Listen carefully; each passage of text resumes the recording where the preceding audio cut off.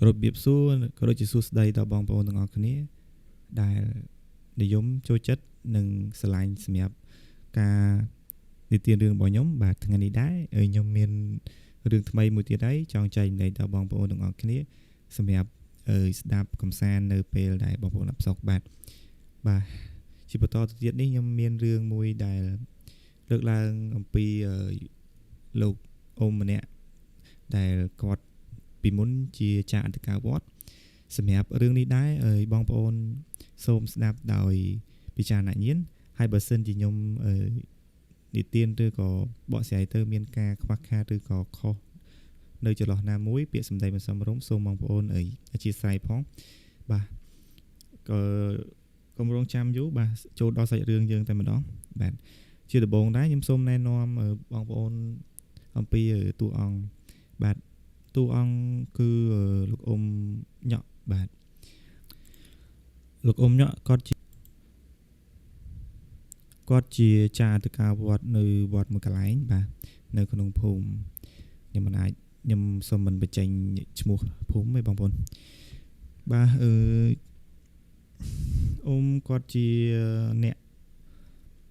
គាត់ថាគាត់អ្នកជាអ្នកមើលជំងឺឬក៏ស្រោចទឹកអីចឹងណាបងប្អូនបាទអស់រយៈពេលកាគាត់មើលជំងឺឬក៏គាត់ស្រោចទឹកអីក៏ដីលើករាសីឲ្យអ្នកគេមកធ្វើហ្នឹងអស់រយៈពេលដូចជា20ឆ្នាំហើយសម្រាប់គាត់ដូចជាអត់មានរឿងអីកើតឡើងឬក៏មានអ្នកផ្ចាញ់ផ្ចាលអីទេតែនៅថ្ងៃមួយហ្នឹងមានគេផ្ចាញ់ផ្ចាលគាត់ចឹងណាពេលដែលគាត់មិននៅក្នុងវត្តឬក៏នៅកុដណាបាទរឿងដែលគាត់មិននឹកស្មានដល់នោះគឺថានៅថ្ងៃមួយហ្នឹងគាត់បានចេញទៅភ្នំពេញបន្ទាប់ពីគាត់បានទៅភ្នំពេញអស់រយៈពេលដូចជាមួយអាទិត្យនៅពេលដែលគាត់ទៅហ្នឹងគាត់ធ្វើដំណើរតាមផ្លូវហ្នឹងដូចជាមានអារម្មណ៍ថាដូចមានអ្វីកើតឡើងសម្រាប់គាត់ថាដូចជាមានអ្នកផ្ចាញ់គាត់ចឹងណាបងប្អូនធម្មតាទេគាត់ចេះផ្លូវអង្កឹតលក្ខណៈថាមន្តអាគមមុនអីគាត់ដឹងពីស្ថានភាពឬក៏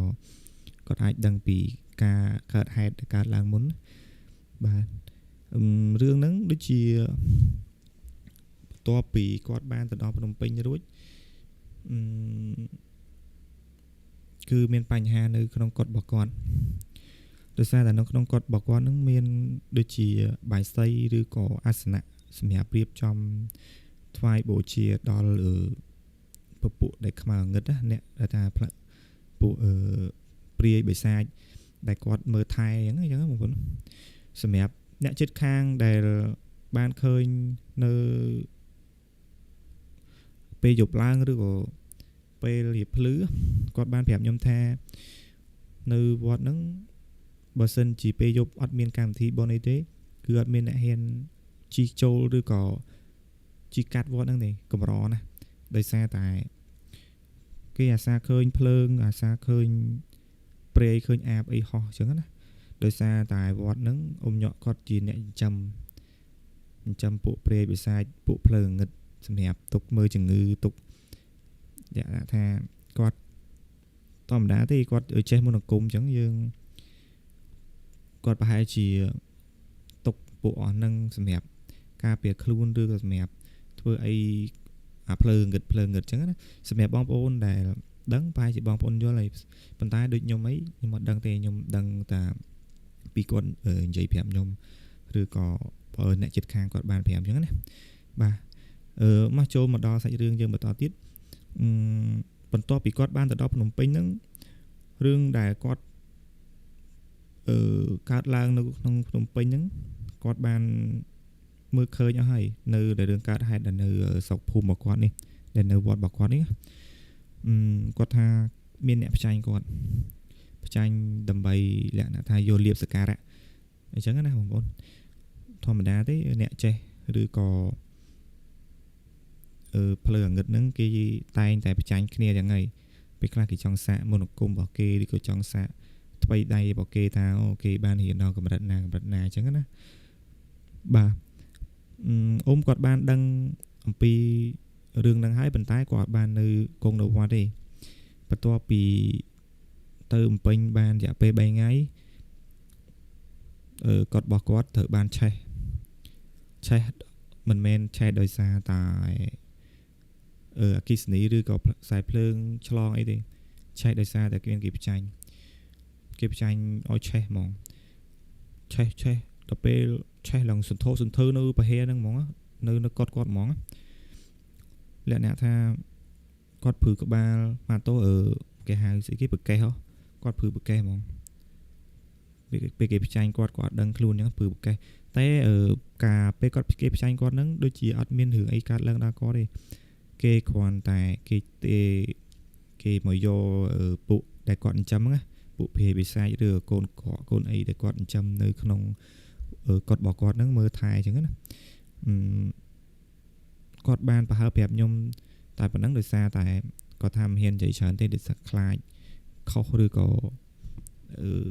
បងប្អូននិយាយថាអួតអីចឹងណាបងប្អូនបន្ទាប់ពីពេលឆេះហ្នឹង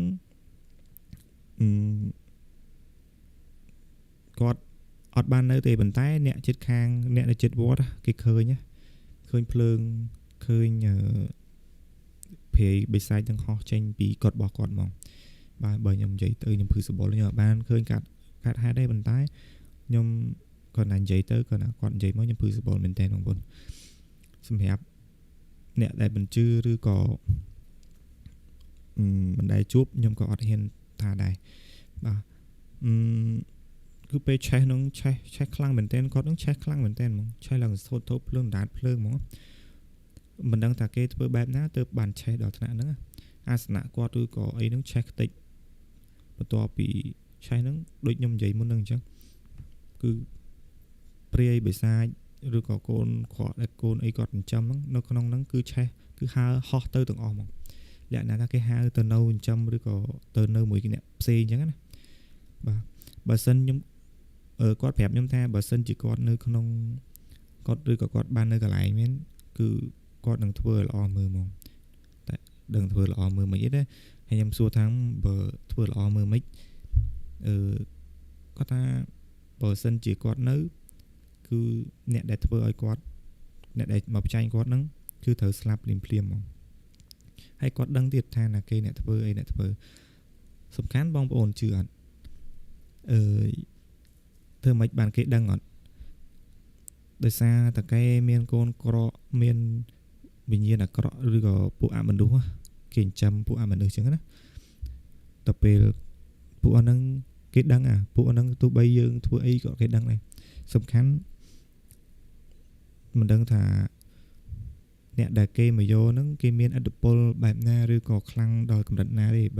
បានធ្វើដល់ថ្នាក់ហ្នឹងតែបើខ្ញុំគិតថាបើសិនជាគាត់នៅកន្លែងក៏មិនមានរឿងនឹងកើតឡើងដែរទី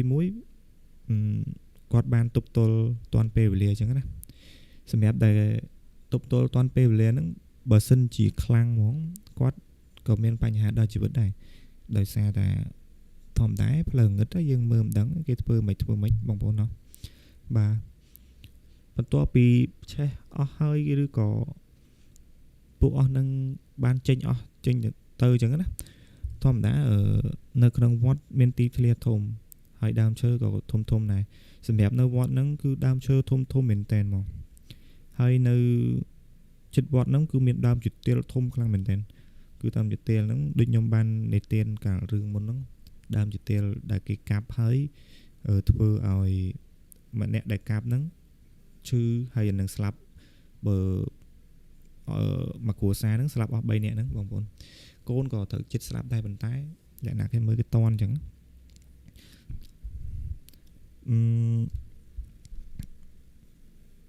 ដើមជទាលអស់ហ្នឹងគឺវាធំនៅជិតវត្តហ្នឹងហើយក៏ជាទីស្នាក់អាស្រ័យរបស់ពួកអស់ហ្នឹងដែរធម្មតាទេដើមឈើធំតែងតែមានគេកាន់ឬក៏នៅប៉ុន្តែការគាត់អត់តន់ឆេះគាត់ហ្នឹងវានៅក្នុងគាត់ហ្នឹងអញ្ចឹងណាសម្រាប់ដល់ពេលវាឆេះបាត់អស់អញ្ចឹងទៅវាទៅនៅដើមជទាលនៅក្បែរវត្តហ្នឹងបងប្អូនដឹងមិនរឿងដែលកើតឡើងបន្តទៀតណាបើនិយាយទៅអូយភឺសបល់មែនតើ សម្រាប់បងប្អូនដែលមិនដែលឃើញខ្ញុំអត់ហ៊ានថាទេប៉ុន្តែបើសិនជា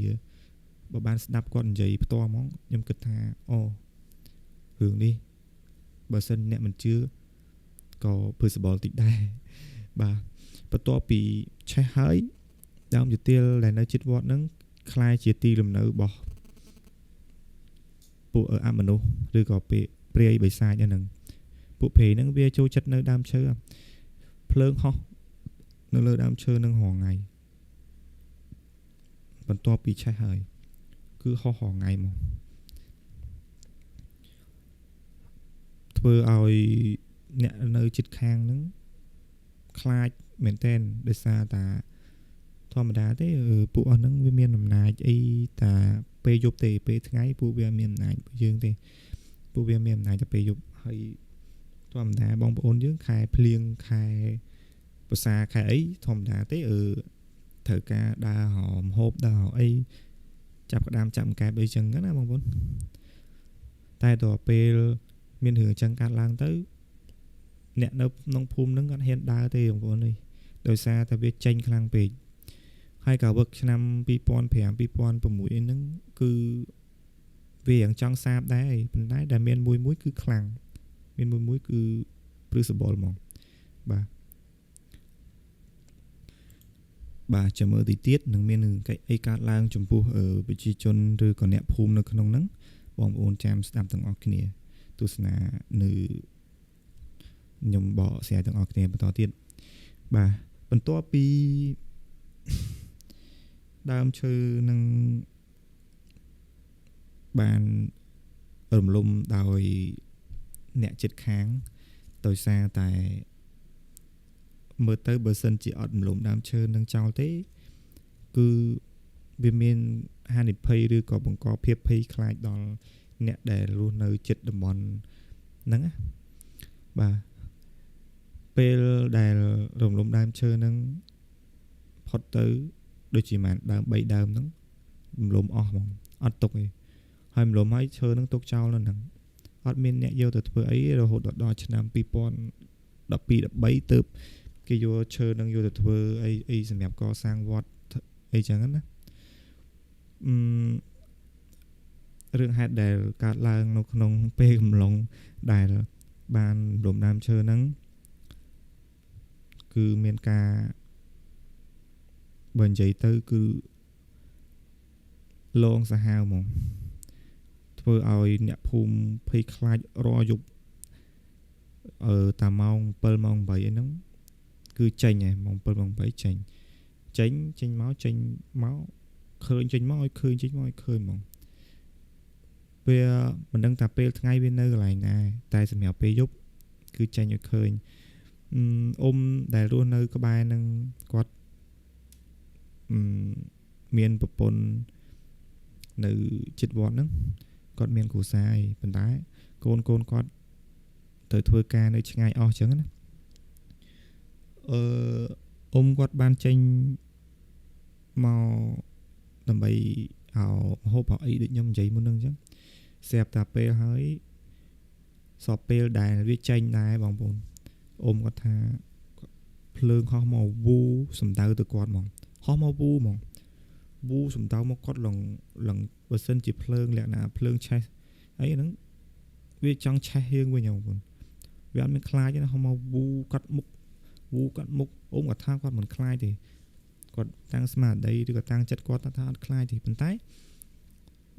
កន្លងអស់ដូចជា 4-5 ម៉ោងក្រោយម៉ោងប្រហែលជា2យប់គាត់ធ្លាក់លក្ខណៈថាបាត់បង់ស្មារតីលក្ខណៈថាដូចជាគេមកដកព្រលឹងគាត់ទៅអញ្ចឹងគាត់ទៅស្លងទៅស្រាប់តែឡើងភឺសបល់ហើយឡើងមើលទៅខ្លាចមនុស្សខ្មោចលងបងប្អូនមើលទៅសោះបាក់ជ្រងដូចក្នុងរឿងបងប្អូនដែលឃើញអត់ក្នុងរឿងមិនចឹងគាត់ឃើញភ្លើងហោះមកវូហ្នឹងគាត់ឃើញគាត់ភឺសបល់ហើយស្រាប់តែដល់ផ្ទះដូចជា 2-3 ម៉ោងក្រោយគាត់ឈឺហ្មងគាត់ខុនតែណាថាខុនហ្មងខុនហើយគាត់ឈឺសក់ឈឺស្គមទៅហើយក៏មិនដឹងថាធ្វើមិនទៀតស្រាប់តែ បាន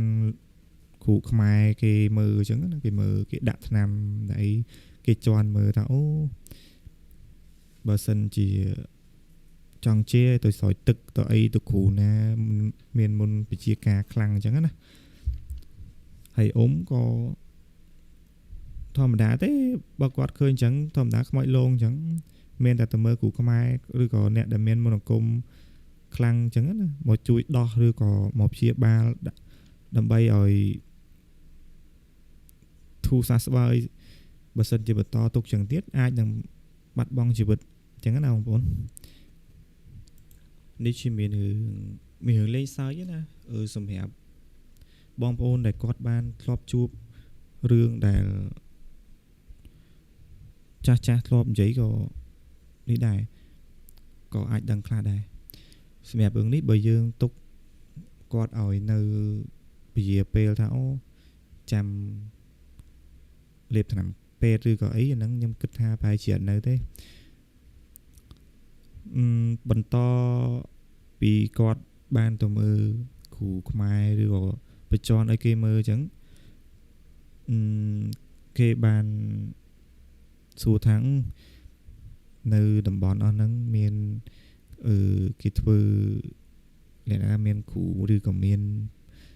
ធ្លាប់មានគ្រូអីដែលគេថាខ្លាំងអត់អញ្ចឹងណាគាត់ក៏បានប្រាប់ថាផ្ទះគាត់ហ្នឹងនៅក្បែរវត្តផ្ទះនៅក្បែរវត្តហ្នឹងថ្ងៃមួយហ្នឹងគាត់ដែលលោកគ្រូមនោគមឬក៏លោកគ្រូគាត់អ្នកដែលកាន់នៅពួកអមនុស្សហ្នឹងបានឆេះកត់អញ្ចឹងណាឆេះកត់ហ្នឹងក៏មានដើមជាទៀលនៅក្បែរវត្តហ្នឹង3ដើមហើយស្រាប់តែពេលឆេះហើយពួកអមនុស្សហ្នឹងគឺវាមករស់នៅលើដើមជាទៀលហ្នឹងរស់នៅបានរយៈពេលជា 2-3 ឆ្នាំដើមជាទៀលហ្នឹងក៏គេកាត់បន្ទាប់ពីកាត់មកក៏ចូលមកដល់គាត់ដែលគាត់ដើរមហូបហ្នឹងនិយាយដំណើរតាមតងប្រាប់គ្រូហ្នឹងអស់ទៅគ្រូហ្នឹងក៏ប្រាប់ថាដើមជាទៀលហ្នឹងកាត់ពិតមែនប៉ុន្តែពួកអមនុស្សហ្នឹងវាអត់តន់ទៅណាទេវានៅតែដើមហ្នឹងឬក៏នៅចិត្តហ្នឹងទេហើយបើសិនជាបន្តទៅទុកវាឲ្យនៅបន្តទៀតចឹងនឹងមានរឿងអ្វីកើតឡើងឬក៏វាបង្កឬក៏បន្តទៅធ្វើអ្នកដតីទៀតចឹងណាបាទហើយគ្រូខ្មែរហ្នឹងឬគ្រូថាគ្រូមនោគមចោះខ្ញុំហៅថាគ្រូគុំហ្នឹងចោះគាត់បានមកដល់ផ្ទះហើយគាត់ក៏ធ្វើវិធីដែលថាគេហៅពួកអមនុស្សឬក៏ពួកបិសាចពួកភេហ្នឹងឲ្យមកហើយលក្ខណៈថាគេយកទៅចិញ្ចឹមបន្តអញ្ចឹងណាបងប្អូនគឺកម្មវិធីហ្នឹងខ្ញុំមិនសូវដឹងទេប៉ុន្តែគាត់បាននិយាយប្រាប់ថាគេមកធ្វើកម្មវិធីឬក៏គេលបួងឬគេខាបព្រលឹងពួកអស់ហ្នឹងយកទៅអញ្ចឹងណាពេលខាបព្រលឹងហ្នឹងគាត់ថាម៉ោងប្រហែលជា12គេចូលមួយធ្វើកម្មវិធីហ្នឹងដូចជាអត់មានប្រជាជនឬក៏អ្នកចិត្តខាងអីណាទៅមើលទេគឺមានតែលោកគ្រូនឹងម្នាក់គាត់សពពេលដែលគាត់កំពុងតែធ្វើកម្មវិធីហ្នឹងណាដឹងមិនអត់លក្ខណៈថាដូចជាវាដឹងមុនអញ្ចឹងណាវាធ្វើឲ្យចលាចលនៅក្នុងភូមិហ្នឹងហ្មងចលាចលមិនបងប្អូនអ្នកខ្លះគ្រុនក្តៅអ្នកខ្លះឈឺក្បាលញាក់សាច់ព្រឺសបុលដូចជាមានរឿងអីឬក៏ពុលថ្នាំពុលអីចឹងណាសម្រាប់ចុះធម្មតាពួកហ្នឹងវាធ្វើមិនក៏បានដែរវាមានឥទ្ធិពលហ្មងពួកហ្នឹងវាខ្លាំងហើយថ្ងៃដែលធ្វើកម្មវិធីហ្នឹងគឺថ្ងៃច័ន្ទពេញបរមីថ្ងៃប្រខែពេញវងហ្មងសម្រាប់ចាស់និយាយពីមុនណាថ្ងៃច័ន្ទពេញបរមីហ្នឹងឬក៏ថ្ងៃសិលហ្នឹងពួកអស់ហ្នឹងវាមានឫទ្ធិអំណាចវាមានឫទ្ធិអំណាចខ្លាំងពូកែមិនងាយនឹងធ្វើវាបាក់ឯងប៉ុន្តែលោកគ្រូសិលហ្នឹងលោកគ្រូអាគមហ្នឹងគាត់បានធ្វើកម្មវិធីនៅម៉ោង 2:10 ហ្នឹងហ្មងថ្ងៃរះចំពីលើហ្មងគាត់ខ្ញុំសម័យមើលគាត់ក៏ខ្លាចដែរនៅទស្សនវិជ្ជាដែលគាត់កំពុងតែធ្វើកម្មវិធីហ្នឹងគឺកម្មវិធីហ្នឹងគេហៅថាកម្មវិធី ខាពលឹងពួកអស់នឹងយកមកដើម្បីកុំឲ្យបកបញ្ហាអីដល់ប្រជាជនដែលនៅក្នុងភូមិឬតំបន់ដែលគាត់បានគ្រប់គ្រងដែលពួកបេភេទវិស័យនឹងបានគ្រប់គ្រងអញ្ចឹងណាបន្តទៀតទៅក៏ធ្វើកម្មវិធីហ្នឹងរួចហើយរួចអស់រយៈពេលដូចជាមួយអាទិត្យក្រោយមកចាប់ផ្ដើមឈឺខ្លាំងហ្មងចាប់ផ្ដើមមកវើវាយឈឺ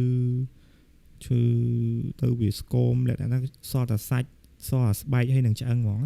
សម្រាប់សក់របស់គាត់វិញគឺជ្រូអស់ហ្មងដែលថាឃើញព្រៃហោះហ្នឹងគាត់ឈឺលក្ខណៈថាតាមត្រែងហ្មងហើយមានយូរណាបងប្អូនមានយូរថ្ងៃឬក៏អីគាត់ឈឺហ្នឹងអស់រយៈពេលដូចជា2ខែកន្លងទៅទៀតបិណ្ឌគាត់បាន